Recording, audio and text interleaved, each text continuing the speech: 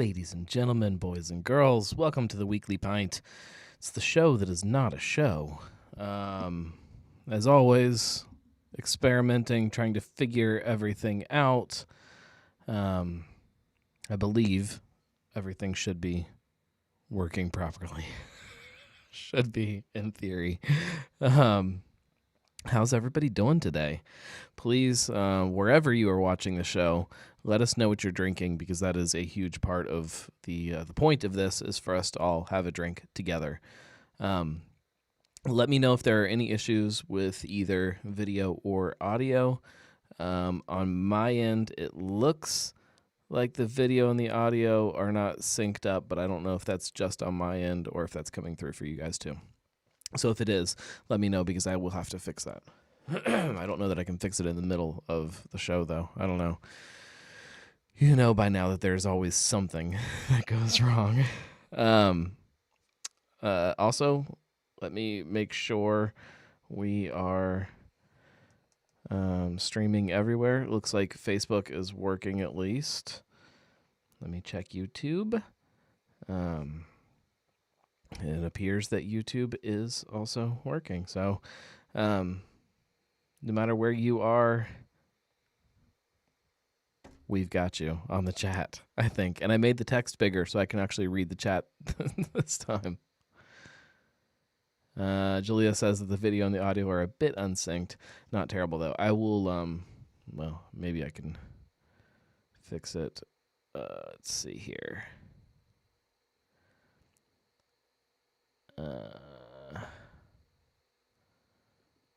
Let's do... It's like a trial and error thing. I can't, there's no way to just say, oh yeah, sync it up. Although, well, I could, it would be complicated, but I could run, you guys don't actually care. I could run audio instead of running straight into the computer so that you guys are hearing it from the mixer. I could go into the camera and you could, oh, that's funny. Just checking in on Twitch, and the audio and video are synced on Twitch. Oh, perfect. Okay, I fixed it. 200 milliseconds. That's what it took. You like literally have to put in you have to guess the number of milliseconds that your audio and your video are off. So it was 200. I'm going to crack open a beer. I have not had this one yet, and I am really excited to try it. This is Wawa from Fretboard, their Maple Vanilla Blonde Ale. I assume at least one of you guys has probably tried this and can tell me what you think about it. I'm a huge fan of what Fretboard has been doing. Oh, we got to put the chat up on the screen for you. I spent all this time making that actually a thing. So we'll put it up there. Because I made the text bigger for me, I think it makes it bigger on here too, though. So let's see. Can I fix that?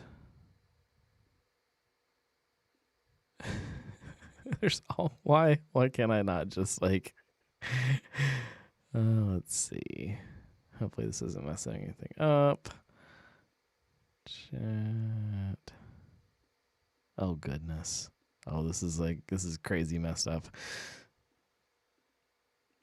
No, why can I not do that? Whatever. Now it's gonna be messed up. Oh no. I'm messing everything up, you guys.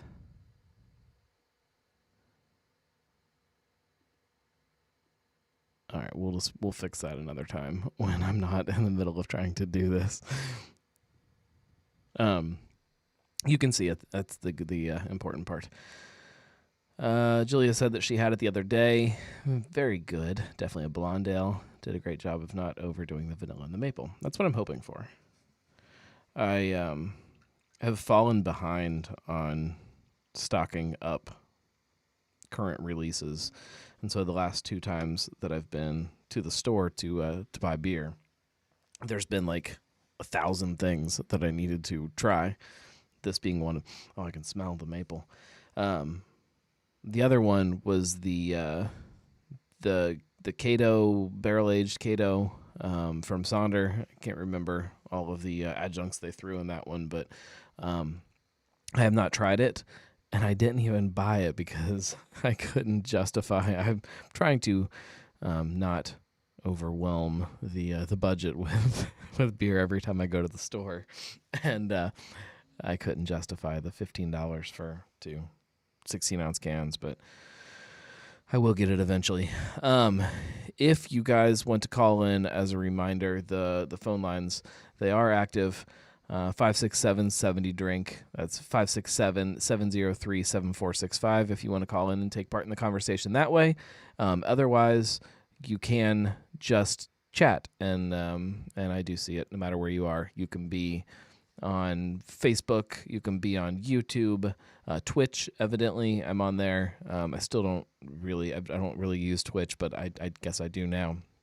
And then also Periscope for now, although they're doing it with Periscope and switching it to Twitter Live is what they're calling it. I don't know what's going to be different about it, and I don't know if my stuff is just going to bump over there, so we'll have to figure that out. But we're there. If you guys are finding me via Periscope, I don't know. But no matter where you are, the chat does come through. I can see it. Everybody else can see it in theory. So that's fun. And the phone calls will come through also. All right, let me try this. Yeah, this is a really super light colored beer. It definitely looks like a blonde ale. Even that, though, it looks like a very light blonde ale.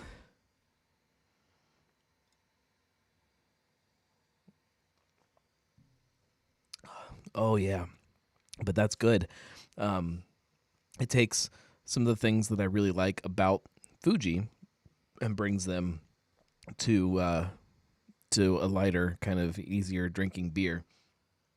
This drinks like I want it in the summertime, whereas Fuji drinks more like something I would want right now. Yeah, I'm curious. I would love to see them kind of bounce back and forth with these two, and keep Fuji part of the year, keep this part of the year, so that you always have something that kind of satisfies that urge, while not being kind of out of season, I guess. Yeah, this is a really perfect kind of summery maple beer, and I know it's not summer, but that's what it is. So it's good. Has anybody had anything else lately that's been exciting that you want to talk about while I pull up my show notes here?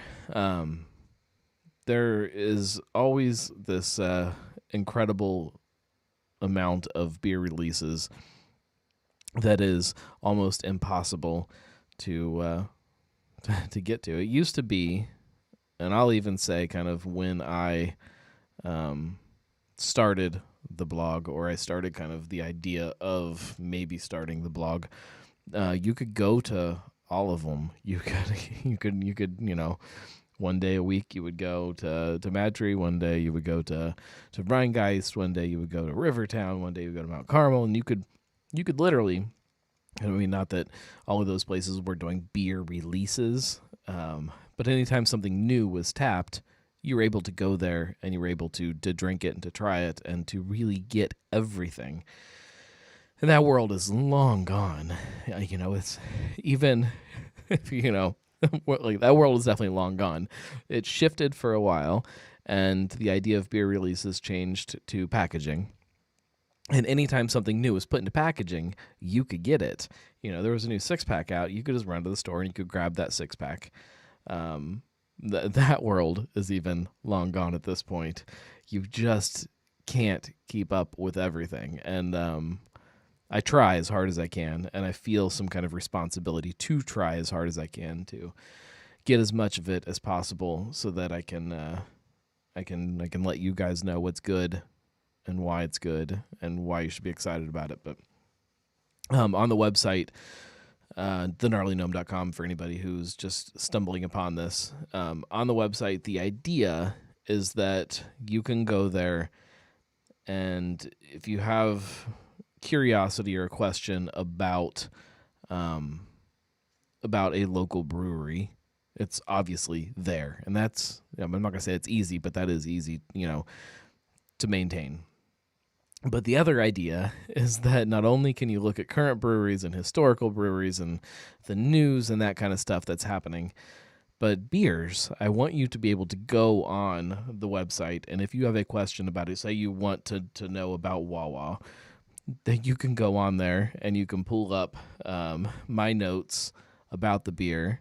You can pull up kind of the information about it. When was it released? What is it? What's the ABV? All that information is there for all of the beers, and that is really hard to keep up with.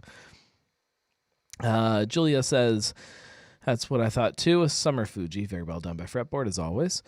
Had both the Taft's Lemon Frosty Ale and Tin Bin's Cream Puff War. The Peach Double IPA, I think I saw a picture of that earlier. Both good in their respective styles ways. Was hoping for a slightly creamier taste mouthfeel for the Taft's, but it's still delicious. Yes, you got to remember though that it is a Nellie's Lemon Frosty Ale. So, Nellie, should the beer have been Nellie's, or should it have been its own thing that kind of has more of a creamy mouthfeel to it? That is a valid question. But with Nellie's, it shouldn't be creamy. It should be kind of light and easy drinking. Whether or not that's what the intention for Nellie's was is also a question that we could bring up. But I would love to pick Kevin Moreland's brain about that, about what Nellie's is supposed to be, because it has changed over the years quite a bit. I do want to mention Rheingeist, because they just started distributing to Chicago, and it's big news for them. It's interesting because, as far as I know, they're maxed out production-wise right now. As far as I know. I shouldn't say that. They are maxed out in OTR production-wise. They have that distribution warehouse that's on Spring Grove. And so going back, Julia says, right, for Nellie's, it's spot on for that brand. Just what the can design made me think of a creamy frosted lemonade was all. Yes, I agree with that 100%. It's also this idea of like the kind of those lemon chills. Is that what they're called? You get them at the baseball game. The guy lemon. That idea is something that is very trendy right now too, and kind of that mouthfeel and that flavor profile. Anyways, Rheingeist maxed out in OTR as far as I know, as far as production.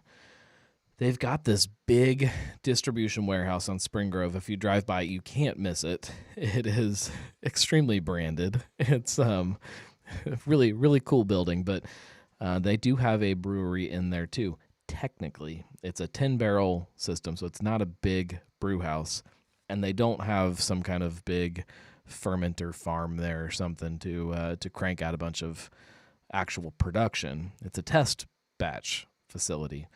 So whether or not they are going to change that at some point and start doing some production there, I don't know. I mean, they do make beer there, and you can tell when you go into the tap room. They mark the ones that came from the test brewery. But if I'm right that they are maxed out in production in OTR, at some point they need to start thinking about growth. And if you're going to move into a new market like Chicago, either you are trying to make up for growth that you've lost around town, or you are looking to the future and what growth can look like there. So I'm curious to know what that story is. I need to actually, so I shot an email off the other day to the person that I typically talk to at Rheingeist and their marketing team to set stuff up or to answer questions. And the email bounced back to me, so I guess he's probably no longer with the company. So I need to reach back out to them and get a show scheduled, because there's a lot of stuff we need to talk about. They obviously moving to Chicago, big deal. rebranding all of the cider. We talked about that. I think it was either last week or the week before. Big deal. We're starting to see that in stores now. But they also, this idea of moving to an employee-owned brewery is a huge deal, something that they talked about a whole bunch when they first announced it. Then they backed off talking about it. And actually, I was trying to set up a show with them to talk about that, and they said, "Oh, we're not really going to talk about that right now." So that was strange. But we need to talk about that. We need to talk about what it means for them as a company, where they're at in the process, how long that process takes to achieve it. The rumor, and it's a rumor, is that they've got a collaboration with another employee-owned brewery in the near future. So it would provide a very good opportunity to talk about that. Matt Demera says hi. Hi, Matt. So Ryan Geist always shaking things up and continuing their quest for world domination. It's funny because that's not it at all, but they have definitely dominated this market, and it's fun to watch them kind of keep growing and changing, and to think of where that could go.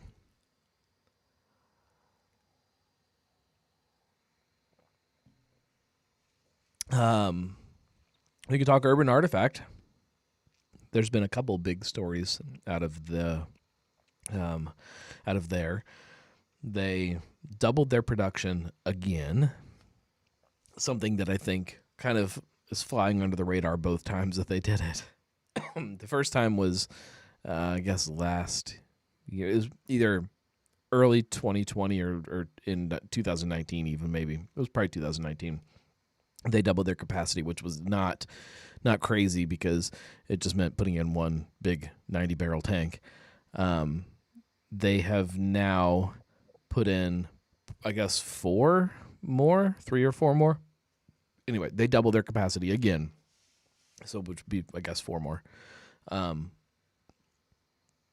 Absolutely crazy that they are growing. I mean, I shouldn't say it's crazy because it's not. They have started shipping all across the country and are doing an incredible job at doing that. They are absolutely dominating the world of shipping beer. We'll talk about that's true. We'll talk about that too. So not only do they add new fermenters in the brewery, filling up the brewery. I mean, that place is now, from what I can tell with pictures, I haven't seen it in person, is now packed with tanks, which will eventually raise a question for them of what they do now. But I don't think they're there yet. But then they also add the grain silo, which is not crazy. I mean, it's when you hit a certain point, especially a brewery like Urban Artifact. Urban Artifact is not. So if you look at, the Dino beers, the Midwest fruit tarts, all of that stuff. There's a few different base recipes that they start with, and then from there they get tweaked. But the especially with the barrel aged beers, I think they said there's 3 different beers that they make that go into the barrels and then get tweaked from there. And even that number might be different now. There might be less than 3. So you're using a lot of the same grain, and everybody does. Even places that look like they're making a ton of different recipes, base grains are base grains. So to have an entire silo of that is not shocking. It makes perfect sense. I love that it's, being installed. It already has the dinosaurs painted on it. They're already thinking ahead and owning their branding and who they are now. And I think it's fun. But like I said, they are absolutely dominating this world of shipping beer across the country. They are doing an incredible job at it, and the growth comes along with that, and it's really good to see. I got a whole new shipment of Dino beers this week that got scattered around the house. That's we can shift gears just a little bit before we get back to the other stuff with Urban. But the Dino beers, moving into these 4-packs of little bottles. I don't know what the size are. They're like 8 or 9 ounces, something like that. 8 ounces. I don't know. The milliliters is probably what they're actually measured in. But I love it so much.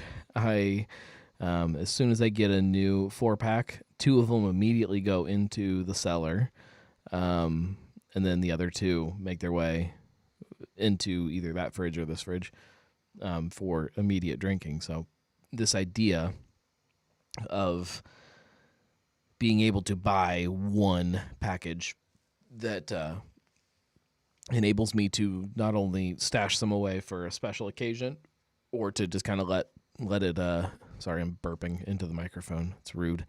To either wait for a special occasion or to kind of see what happens to it over time, just as an experiment. But then to still have some that if it's a random, Wednesday after work and you just want to drink a Dino beer, you don't have to feel guilty about it. Not that guilty is probably not the right word, but just to be able to just dive into one is fun. Julia brings up the next topic. She says, "Oh yeah, I need to stop to spy to see the new Dino branded tank. Oh yeah. I need to see the new Dino branded tank, as well as I need to make sure I get my hands on Astronaut food." And that is the next thing I want to talk about. This Astronaut food. If you guys have gotten your hands on this top secret color series, there's been blue, red, pink, and now purple is the last one. That's Astronaut food. This is a project that they have been working on for over a year now. It was supposed to roll out. Sorry, I got distracted by this username from Twitch. Just a says hi. Hi, just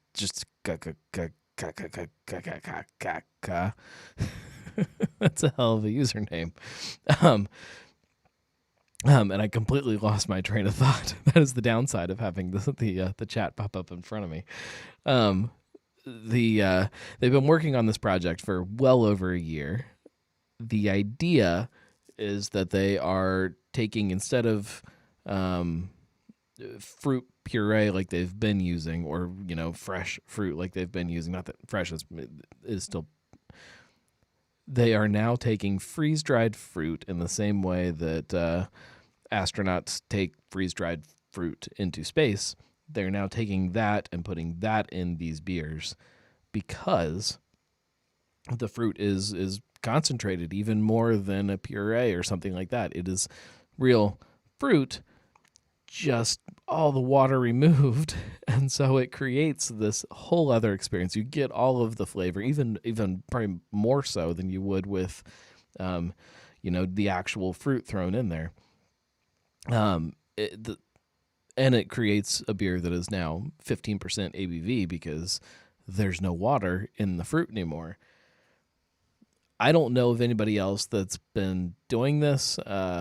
I'm sure somebody has to have thrown freeze-dried fruit in a beer at some point, but I've never heard about it. It creates something that is a lot more wine-like, in my opinion, but still fermented the way beer is fermented. It's really crazy stuff. It reminds me of kind of in the 90s when breweries were doing this crazy chase for extreme beers. And it was this competition's not the right word because that's not what Urban is doing here. This quest for innovation and just trying to try something new. When you look at a beer like Utopias, I point back here because it's sitting back there. You can't see it, but there's not a lot of places that have created a beer like Utopias. Still today, it's something that's really unique and really special. And to me, this idea of this astronaut food is extremely unique and extremely special, and personifies a lot of what Urban Artifact is. And so it's fun to see it being released finally, because there was a scheduled release, I think, like March or April of 2020 scheduled, that got pushed back because of COVID. And I'm happy to see it happening, and I love the idea. I think it's really fun. I'm excited to see, every time they do something like that, it pushes them to something else, and then that pushes them to something else, and you see this journey of innovation, I guess, from them, and I like that. I love all of our local breweries, but you don't see a lot of places that are really innovating to that level of trying to create something new, create new processes and things like that. It's fun to watch, and it's really fun to drink. So I'm excited to see them get that into packaging and get a wider release for it. They're big beers. I don't know what the packaging is going to... It looked like 12-ounce cans to me, maybe, which is a change from the 16-ounce that we've been getting them in. So for a 15% beer, I'm excited to see it in smaller packaging. That will be nice. They are also... So this is coming out in early March, I believe is what they said. And with it comes a new glass, which I'm all about. Oh, sorry. I love glassware. Even if I really don't need more glassware, I'm pointing in there because it's crazy what's happening in there with glassware. But I love new glassware, and especially when it is tied to a release like this, it makes it more collectible, I guess, to me. And they're also doing a pin with it's got like a little lunar lander thing. No, it's like a splashdown module. I don't know. I'm not as much of an astronaut geek as I should be. Some kind of astronaut vehicle, and then some fruit in the background and stuff. It's absolutely cool. If you go to thegnarlygnome.com, the post I wrote today, there's a picture in there of it, and of the glass too, and the artwork for the cans. So that's I guess the big urban artifact news. They are still cranking it out there. So is Fibonacci. We got to give them a shout out because they're hiring, which is crazy. They're little, they're tiny. So the fact that they are still growing, even being a tiny little nano brewery, is good to see. Their home delivery and then now shipping to all of Ohio has evidently been great for them. So that's good to see. Dogberry has an anniversary this week. Hopefully I am able to at least stop by at some point. I just don't know. For those of you who are patrons on Patreon, you saw my post from earlier. It has been a not just a hell of a week. It's the last couple weeks have been rough in my house. We are all pretty much healthy again. It's just a cold that ran through our house, but the boy, the 9-month-old, just cannot shake it. He went to the doctor today, and they said, "Oh yeah, he's fine. There's no ear infections, none of that stuff going on. He's just, sometimes it just kind of lingers, and at nighttime, all of that drainage and stuff just kind of clogs kids up." So he's been clogged up for the last, 2 weeks, week and a half, 2 weeks, something like that, which means he does not sleep well at all. So we alternate nights, and whoever has that night pretty much does not sleep. I mean, you get like these little windows of a couple hours, and then you have to wake up to basically just pick him up and pat him on the back, and then he'll fall right asleep when you pick him up, and then try to lay him down. It's rough. It's rough taking. It's rough, but we're getting there. Hopefully that gets easier here in the next couple days. My wife got her first of her vaccine shots, which with the COVID vaccine, I'm sure you guys have all read plenty of. Yeah, so Chris says elevate the mattress a little bit. Seems to help. That helped with my first one. Perfect when she would get a cold and she would go right to sleep with it that way. He hates it. He screams at us and he then kind of rolls himself down to the very bottom of the mattress. He can't stand it. So yeah, it's well, you just, like I said, we alternate nights, so you anticipate now that all right, tonight's my night. I'm not going to sleep, so I got to be ready for it. Tonight's not my night, though. My night was last night. Although, as I was going to before, my wife, she got her first of her COVID vaccine shots. Which, if you've been reading some of the side effects, you get, or some people, will kind of get some flu-like symptoms as their immune system kind of kicks in after getting it. So, she got it on Sunday. Today's Monday, and she, when she first got it, she had, a little bit, and then it got better, and then the middle of the night last night was brutal for her of, body aches and headache and all of that stuff, and then got better in the morning, and then today about 1, she got hit again with, the same thing, the body aches and the headache and drowsiness, and so it is her night tonight, but I anticipate we are all going to be awake because the 3, almost 4-year-old is upstairs in our bed right now because we didn't, I say we loosely, did not have the energy to battle at bedtime. Cartridge says, drinking our darn tasty Pilsner Primer. First can release now available on, I don't know how to pronounce this, Osner app. Yeah, I shared the post. I'll put something out too. When tomorrow where this on YouTube, we'll have the link in the show notes for it. But yeah, you can get on and pre-order their first can release on this app that I had never used before, but I downloaded it today. I guess it was earlier today to check it out. Cartridge is on there. I think Listerman is on there. That they didn't have any releases in their store front, whatever it is on there, and then the platform. Those guys were on there too, but then lots of places from other cities were on there. But I'm excited to finally have some cans of Cartridge in my fridge.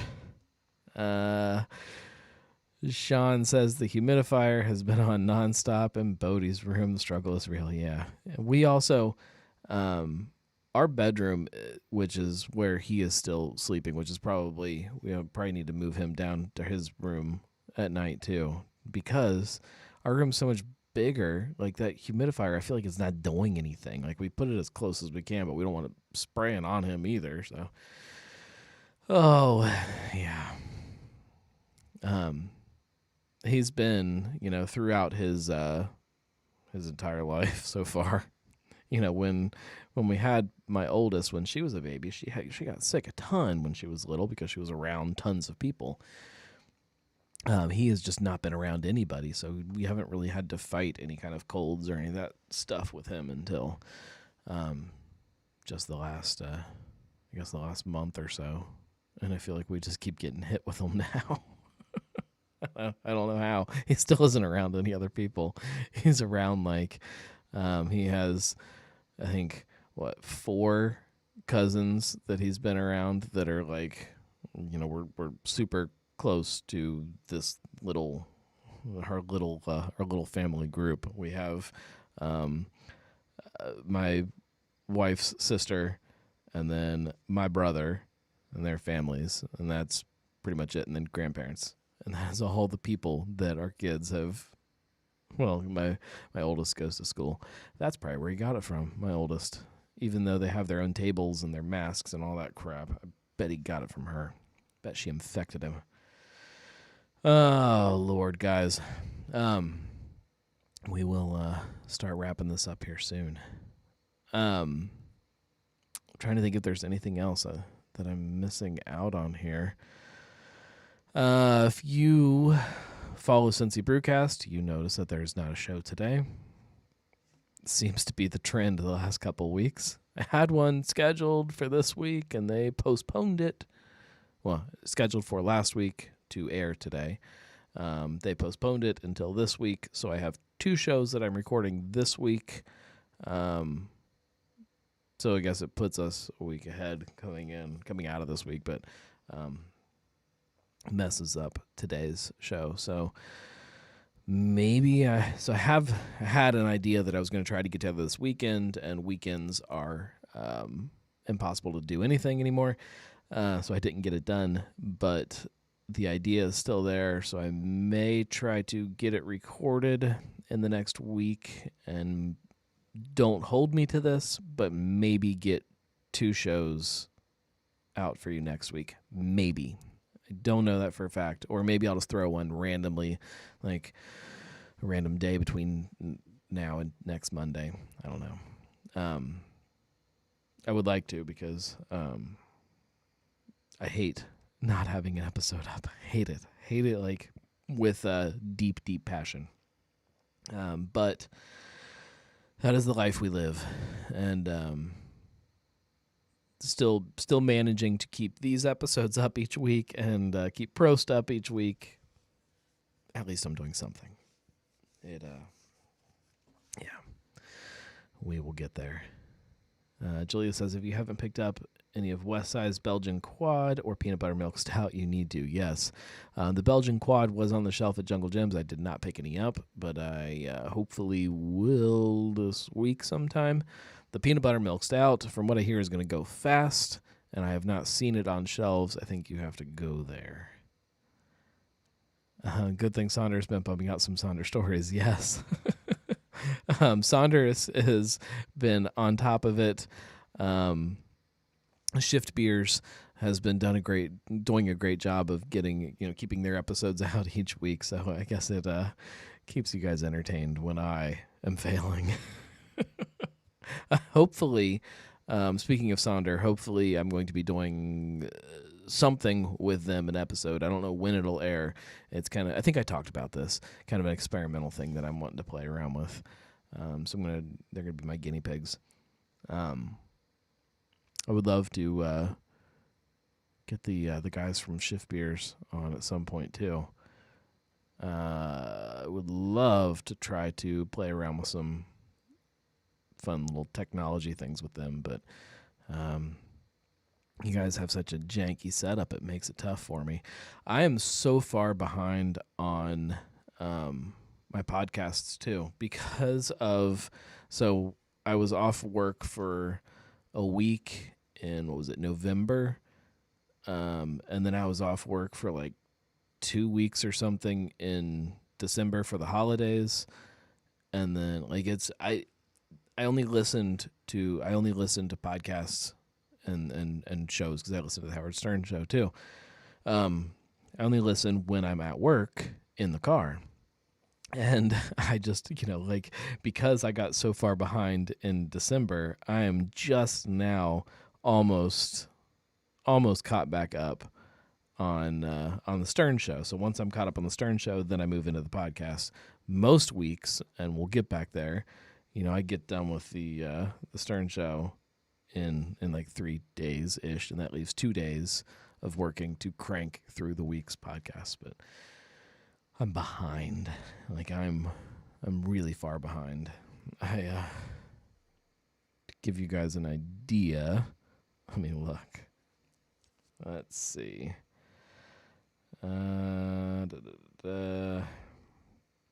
Let's pull up Shift Beers and see what the last episode I listened to was.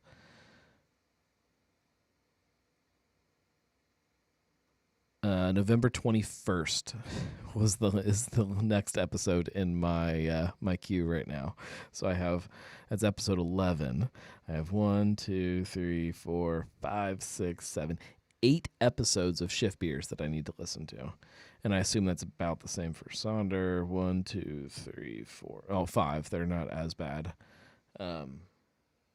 So yeah, and that's just 2 of the many shows that I listen to. There's a lot there.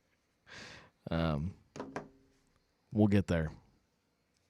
Chaos. I live in constant chaos. I keep telling you guys that, and I just don't know how to explain it better. Oh, all right. We'll wrap this up. Thank you guys for hanging out and having a drink with me and keeping me company while I sit alone in the basement. I hope everything looks and sounds good because I've been putting a lot of time and effort into making this studio work. They want you to post your Shift Beers. They called you out on this week's podcast as a heads up. All right. Well, I've been slacking on everything. I will post my Shift Beers. I will post one tonight. I will finish this beer. And what time is it? 9:40. I can still drink another beer before I head up to bed. Since this is kind of like work-ish, this will not be my shift beer because I'm doing it for the show. I will drink another beer, and that will be my shift beer, and I'll post it. I'll post it on Instagram. Maybe I'll take a really fancy Instagram picture. I'm trying to be better on everything this year, but Instagram is one of those things. I've been kind of willy-nilly about it. I go in and out of focusing really hard about doing it the right way and then shifting into just throwing crap up there and ignoring it. And I'm going to be better about it this year and being more deliberate on what I post and how I post it and all of that, you guys. Stay tuned. Got some fun episodes coming up of Cincy Brewcast. I'm sure I have some fun episodes of Prost coming up. I don't know what they are. I haven't recorded any, so I will probably have to record some Prost. I don't know when. Probably tomorrow, I guess. I don't know. I keep getting myself in this position. I had this idea at one point that I'm like, oh, Prost. I can do Prost because I can take an evening and I can record 3 or 4 of them all at once and batch them, and then I don't have to be, every single week trying to record a show. And lately, even that hasn't worked out, and I'm recording 1 a week and just keeping up with it. So I need to get ahead of everything again. Thank you guys. I hope you like the new music too. I thought it was more fun. If you have any thoughts or ideas of things that you want to see on Cincy Brewcast or on Prost or video ideas or anything, just shoot them my way, and I'm always looking for new things to create. So you guys hang out with me every week, and I value your opinion. So don't hesitate to shoot me an email or a message on whatever your favorite social media platform is. I will definitely take it into consideration. Thank you guys. Everybody have a good night and have a good week. Be gnarly. Drink local.